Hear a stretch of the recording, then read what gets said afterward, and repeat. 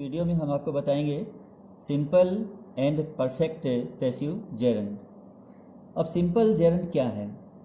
Active, देखिए सबसे पहले एक्टिव जेरंड देखिए, सिंपल एक्टिव जेरंड। जैसे हम प्ले, कोई भी वर्ब ले लेते हैं उसके साथ में हम आईएनजी जोड़ देंगे, तो जैसे प्ले में आईएनजी जोड़ा तो ये प्लेइंग हो गया, तो ये क्या हुआ? Simple active gerund. अब देखते हैं इसका पैसिव जेरंड कैसे बनता है। तो पैसिव जेरंड, पैसिव स्ट्रक्चर जो इसका है वो है, हम क्या करेंगे, पहले बिंग लगाएंगे, बिंग के बाद में प्ले का प्लेड कर देंगे, तो बिंग प्लेड, ये क्या है? ये सिंपल पैसिव स्ट्रक्चर है, सिंपल पैसिव स्ट्रक्चर कहते हैं इसको। अब देखिए आगे, और ये जो है, ये जो एक्टिव स्ट्रक्चर मैंने यहाँ नोट कर रखा है, ये क्या है? Perfect active structure, perfect active structure है ये।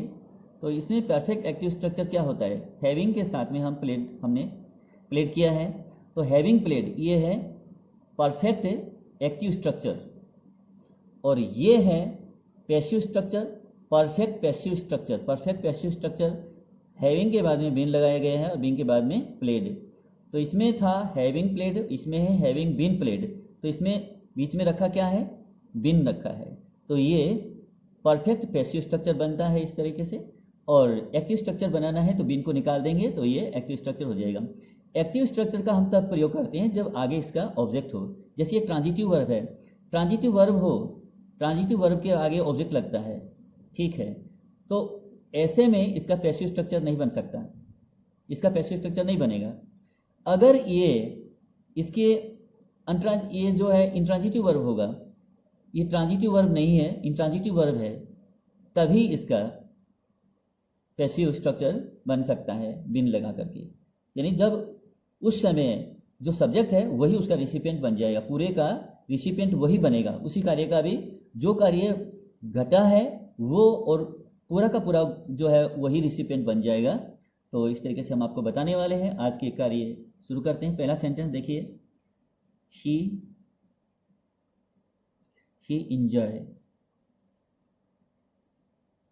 इंजॉयस, सिंगुलर है ना सब्जेक्ट, इसलिए इंजॉयस किया है। ही इंजॉयस, वह आनंद लेता है, किसका?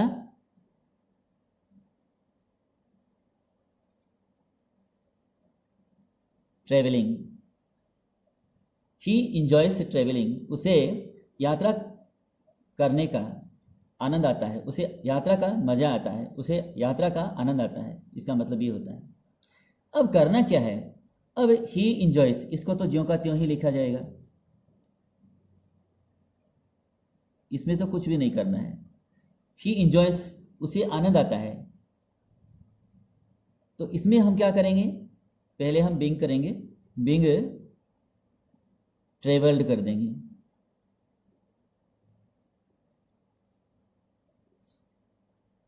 उसे आनंद आता है यात्रा किए जाने का, उसे यात्रा किए जाने का आनंद आता है। उसे आनंद आता है जब उसे यात्रा करवाया जाता है या वो यात्रा करता है, ठीक है।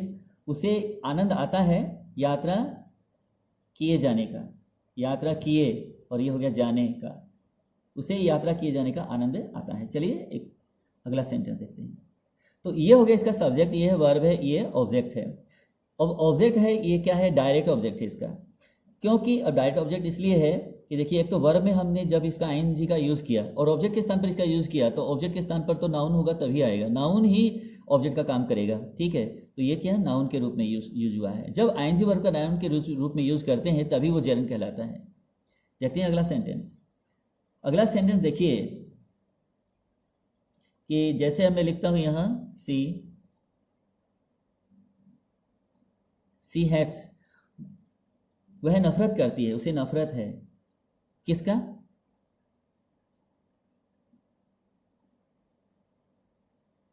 एडवाइजिंग, जब उसे कोई सलाह देता है। सी हैट्स एडवाइजिंग, सी हैट्स, वह नफरत करती है, एडवाइजिंग, जब उसे कोई सलाह देता है। इसका मतलब यह, जब उसे कोई सलाह देता है तो वह नफरत करती है। तो अब हमें इसको इस तरीके से लिखना है, पैसिव। पैसिव इसका इस तरह से बनेगा जैसे हमने यहाँ लिख दिया, सी हैट्स बीइंग एडवाइज्ड, उसे सलाह दिए जाने का नफरत है, उसे सलाह दिए जाने से नफरत करती है, वह सलाह दिए जाने से नफरत करती है। सी हैट्स बीइंग एडवाइज्ड, वह सलाह दिए जाने से नफरत करती है। इसको इस ढंग से पैसिव में लिखा जाएगा और कहा जाएगा। अब इसके बाद में अगला सेंटेंस देखिए आप। अगला सेंटेंस जैसे मैं यहाँ लिखता हूँ I like playing, I like playing, मुझे खेलना पसंद है। आई लाइक मुझे पसंद है, क्या पसंद है? प्लेइंग, जब मैं खेलता हूँ, यानी मुझे खेलना पसंद है, ये काम मैं बार बार करता हूँ इसलिए मुझे पसंद है। तो क्या है कि अब क्या करेंगे, इसका पैसिव बनाएंगे। आई लाइक, ये ऑब्जेक्ट है, I like being played, I like being played, मुझे खेला जाना पसंद है, खेला जाना मुझे पसंद है। ये हुआ इसका पैसिव। अब उसके बाद में अगर मान लीजिए मैं यहाँ थोड़ा सा सब्जेक्ट को चेंज करता हूँ, यहाँ जैसे लिखता हूँ दे, अब इसको वर्ब को हम इस तरीके से करते हैं, दे डिसलाइक, उन्हें नापसंद है, क्या नापसंद है? व्हिस्परिंग, जब कोई कानाफूसी करता है। दे डिसलाइक, वे नापसंद है, नापसंद करते हैं, उन्हें पसंद नहीं है। व्हिस्परिंग, जब लोग कानाफूसी करते हैं। तो बात यह है कानाफूसी कौन करते हैं? ये तो करते हैं नहीं, इन्हें तो ये चीज़ नापसंद है। क्या चीज़ नापसंद करते हैं ये लोग कानाफूसी करने वाली जो चीज़ है, कानाफूसी उनको नापसंद है। और कानाफूसी कौन करते हैं? लोग करते हैं, आपस में कान में बात करते हैं, तो कानाफूसी हो गई वो। अब इसको तो हम ज्यों का त्यों ही लिखेंगे क्योंकि इनको तो पसंद है ही नहीं। दे डिसलाइक, उन्हें नापसंद है, क्या नापसंद है? अब यहाँ क्या करेंगे, बिंग लिख देंगे, पैसिव बन रहा है इसका। बिंग व्हिस्पर्ड, कानाफूसी किया जाना उन्हें नापसंद है। दे डिसलाइक बिंग व्हिस्पर्ड, उन्हें कानाफूसी किया जाना पसंद नहीं है। अब देखिए अगला, जैसे मान लीजिए अगर मैं यहाँ लिखता हूँ आई डोंट, नेगेटिव है ये, आई डोंट लव, मुझे पसंद नहीं है, लव में नहीं पसंद करना। आई डोंट लव, मुझे पसंद नहीं है, क्या पसंद नहीं है? शाउटिंग, जब कोई चिल्लाता है, जब कोई चिल्लाता है, जब लोग चिल्लाते हैं, चीखते हैं, ये मुझे पसंद नहीं है। आई डोंट लव शाउटिंग, मुझे चिल्लाना पसंद नहीं है। ऐसे भी इसको हिंदी बन सकती है। तो देखिए इसका पैसिव, आई डोंट लव, मुझे पसंद नहीं है, बिंग शाउटेड, चिल्लाया जाना मुझे पसंद नहीं है, मुझे पसंद नहीं है। आई डोंट लव, मुझे पसंद नहीं है, बिंग शाउटेड, चिल्लाया जाना मुझे पसंद नहीं है। I don't love being shouted, ये हुआ। अब देखते हैं अगला सेंटेंस। देखिए अगला सेंटेंस, जैसे कि मान लीजिए मैं यहाँ लिखता हूँ कि अगर मैं यहाँ लिखता हूँ कि he is worried, वह चिंतित है। अब चिंतित है, ये क्या है? एडजेक्टिव है। जैसे he is kind, वह दयालु है। he is tall, वह लंबा है। he is bad, वह खराब है। he is worried, तो वह चिंतित है, तो एडजेक्टिव हुआ ना ये। अब worried के साथ में हम प्रीपोजिशन क्या लगाते हैं? हमेशा about। अब he is worried, वह चिंतित है। अब वह चिंतित है तो किस बात में चिंतित है? अब इसको, अब ये क्या है? इसको चाहिए, पूरक चाहिए ना। अब हमें क्या करेंगे, इसको अब अबाउट डालते हैं। यहाँ अबाउट डाल करके, ये प्रीपोजिशन है, फिर हमने अबाउट डाला है, अबाउट नॉट। अब आगे हम इसको ऑब्जेक्ट डाल रहे हैं, नेगेटिव ऑब्जेक्ट है ये, प्रीपोजिशनल ऑब्जेक्ट भी कहा जाएगा, नेगेटिव ऑब्जेक्ट भी है ये। तो not having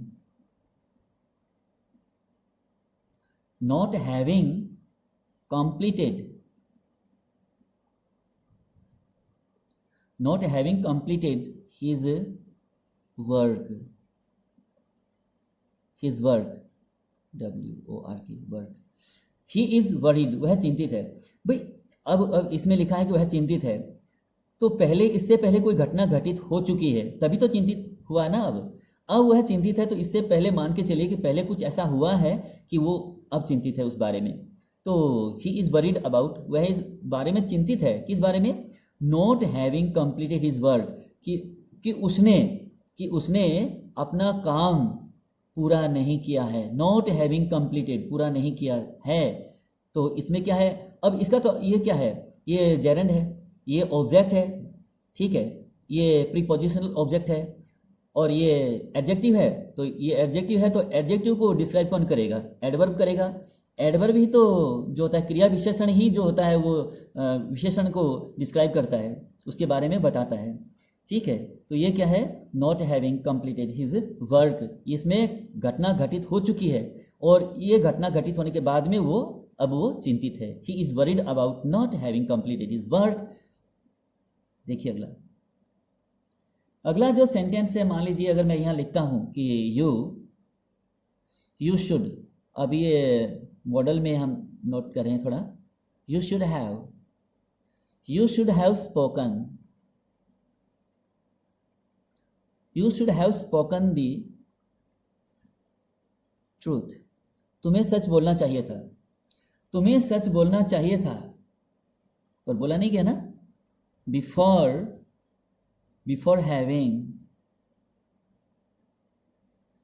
having been fired, fire का मतलब है निकाल देना किसी को, ठीक है। तो इसमें है you should have spoken the truth, आपको सच बोल देना चाहिए था, तुम्हें सच बोलना चाहिए था। बिफोर हैविंग बीन फायर्ड, तुम्हें निकालने से पहले, तुम्हें निकाले जाने से पहले। निकाला किसको गया? यू को, सब्जेक्ट तो यही है ना, इसको ही सच बोलना चाहिए था। निकाला किसको गया? इसको ही। तो सच बोलना चाहिए था, सच इसने बोला नहीं, और निकालने का काम ये पहले हो चुका है, तो निकाला जा चुका है वो। हैविंग बीन फायर्ड निकाला जा चुका है, हैविंग बीन टर्मिनेटेड निकाला जा चुका है। उससे पहले क्या हुआ है? पहले उसको सच बोल देना चाहिए था। He should have spoken the truth before having been fired, उसे निकाले जाने से पहले सच बोल देना चाहिए था। तो ये क्या है? परफेक्ट पैसिव स्ट्रक्चर है ये, परफेक्ट पैसिव स्ट्रक्चर। देखिए इसके बाद, इसके आगे अब हम जो है नोट कर रहे हैं। जैसे अगर मान लीजिए मैं लिखता हूँ ही वॉज, ये पास्ट का है। ही वॉज टायर्ड, वह थका हुआ था या थक गया था। He was tired of having, वह थक गया था। कुछ तो किया होगा ना, उससे पहले कुछ तो काम किया है, तभी तो वो थका हुआ था ना, उससे पहले कुछ हुआ है। तो having mad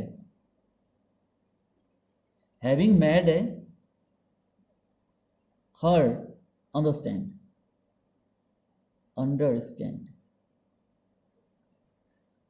he was tired, वह थक गया था, of having mad her understand, उसे समझाते समझाते वह थक गया था, समझाकर थक गया था। यानी समझाने का काम कंप्लीट हो चुका है। यहाँ कंप्लीट एक्शन है। यहाँ कंप्लीट एक्शन होने के बाद में यहाँ कहते हैं ना कंप्लीट यानी परफेक्ट है। परफेक्ट होने का मतलब है पूरा हो जाना, या फिर कंप्लीटेड का मतलब है पूरा हो जाना। तो यानी कि कोई चीज़ पूरी हो चुकी है, यानी घटना के घटित होने से पहले का जो समय है उसको हम परफेक्ट कहते हैं या कंप्लीटेड कहते हैं, ठीक है। तो इसमें क्या है कि हैविंग मेड हर अंडरस्टैंड, उसे समझाया जा चुका है, ठीक है। लेकिन ये चुका है या चुका था, ये जानने के लिए हम यहाँ देखेंगे। ये जो हेल्पिंग वर्ब ये पास्ट का है, तो हमें इसको पास्ट के अनुसार मानना पड़ेगा। उसे समझा चुका था कौन? ही। और अब वो समझा चुका था, अब समझाते समझाते फिर क्या हुआ? अंत में वह थक गया था। तो he was tired of having made her understand, वह उसे समझाते समझाते थक चुका था। तो ये क्या है? ये परफेक्ट जो है परफेक्ट जेरेंड है। परफेक्ट जेरेंड है। इसमें ये ट्रांजिटिव है, हैविंग मेड हर अंडरस्टैंड। तो इसमें मेड के बाद में, हैविंग मेड के बाद में ये जो है ऑब्जेक्ट लगा है। तो ये क्या है? इसका परफेक्ट स्ट्रक्चर इसका नहीं बनेगा, ये परफेक्ट जेरेंड में रह जाएगा। तो देखिए इसके आगे अब देखते हैं अगला सेंटेंस। अब अगला सेंटेंस कुछ हम इस तरह से लिखते हैं, PLEASE, please, please excuse, please excuse me, कृपया मुझे माफ कीजिए। किस बात के लिए? पहले मैंने कुछ किया है तभी तो माफी मांग रहा हूं ना। Please excuse me for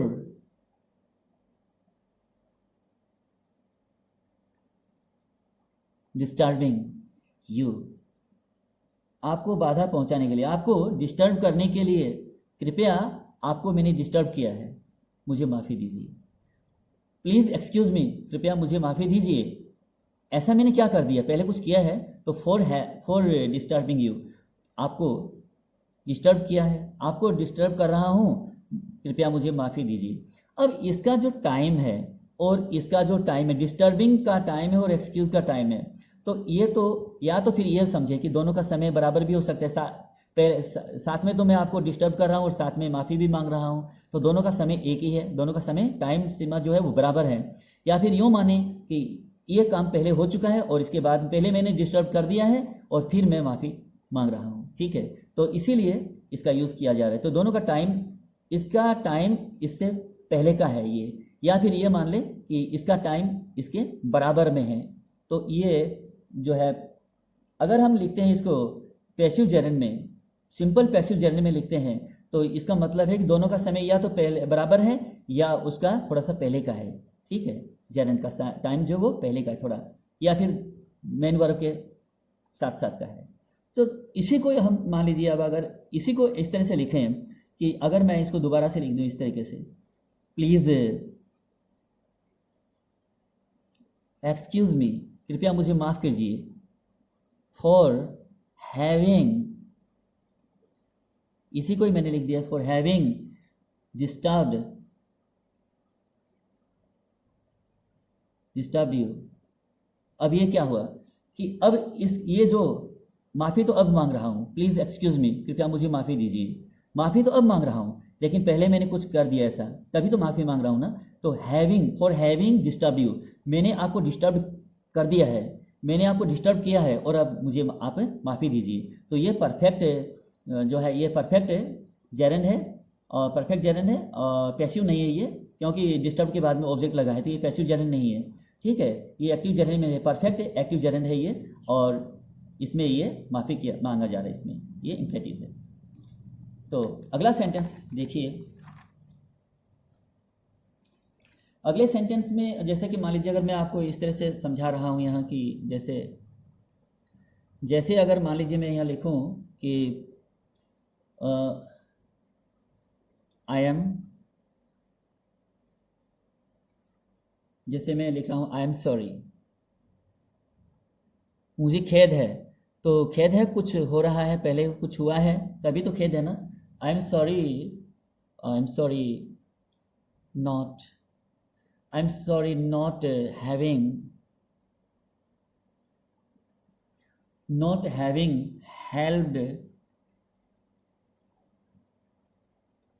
helped you, मैंने आपको सहायता नहीं किया है, नॉट हैविंग हेल्प यू, सहायता नहीं की गई है आपकी, आई एम सॉरी फॉर, और उस कार्य के लिए, सहायता नहीं किए जाने के कारण मैं दुखी हूँ, सैड हूँ। I am sorry for not having helped you, ये हेल्प करना है, HELPED, ये हेल्प करना चाहिए था, ये दोबारा सुन लीजिए। I am sorry for not having helped you, मैंने आपकी सहायता नहीं की है और नहीं करने के कारण मुझे अब दुख हो रहा है, यानी कि आई एम सॉरी। ये क्या हुआ? ये परफेक्ट है जेरंड है और इससे पहले ये है, ठीक है। तो ये प्रीपोजिशनल ऑब्जेक्ट है इसका, और ये एडजेक्टिव है। तो ये जो प्रीपोजिशनल ऑब्जेक्ट है ये क्या है? एडवर्ब का काम कर रहा है। एडवर्ब भी जो है एडजेक्टिव को क्वालिफाई करता है, डिस्क्राइब करता है, तो ये एडजेक्टिव है। तो ये एडवर्ब फ्रेज है जो एडजेक्टिव को डिस्क्राइब कर रहा है इस समय, ये पूरा पहचानना पड़ेगा आपको। अब देखने हैं कि आपको यू, अगला सेंटेंस देखिए, you should have washed your hands before, before नहीं आफ्टर कर लीजिए, after, after having, after having got off, after having got off your shoes। अब ये सेंटेंस है, you should have washed your hands, आपको अपने हाथ धोने चाहिए थे।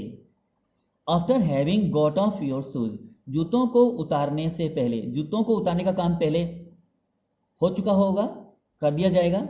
जूतों को उतारने के बाद, जूतों को उतारने के बाद, after having got off your shoes, जूतों को उतार लीजिए, उसके बाद आपको अपने हाथ धोने चाहिए थे। यानी कि ये काम जो है पहले हो चुका होना चाहिए, इस काम से पहले ये घटना घटित हो चुकी है और अब आपको ये करना चाहिए था, लेकिन ये भी नहीं हुआ। तो you should have washed your hands, आपको अपने हाथ धोने चाहिए थे।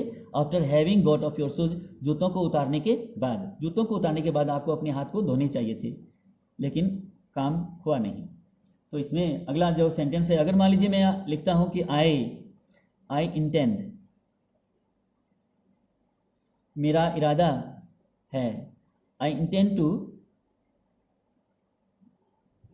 अपोलॉजी, माफ़ी मांगने का, यानी मैं माफ़ी मांगने का इरादा रखता हूं, मेरा इरादा माफ़ी मांगने का है। किस बात के लिए भाई, ऐसा क्या हो गया कि माफ़ी मांगनी पड़ रही है? फॉर नॉट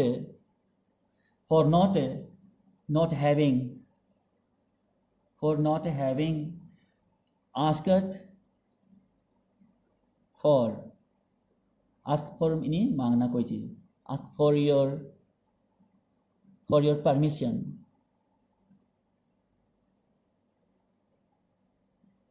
आपसे अनुमति नहीं मांगी गई है। Not having asked for your permission, आपसे अनुमति नहीं मांगी गई है, आपकी अनुमति मैंने नहीं ली है। और अब क्या है, आई इंटेंड टू अपोलॉजी, मैं माफ़ी मांगना चाहता हूँ, मेरा इरादा माफ़ी मांगने का है। किस बात के लिए? For not having asked for your permission, कि मैंने आपकी अनुमति नहीं ली है।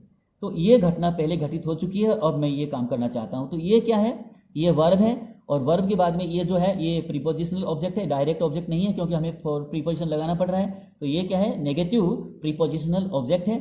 तो ये क्या है, ये वर्ब का कंप्लीमेंट हुआ।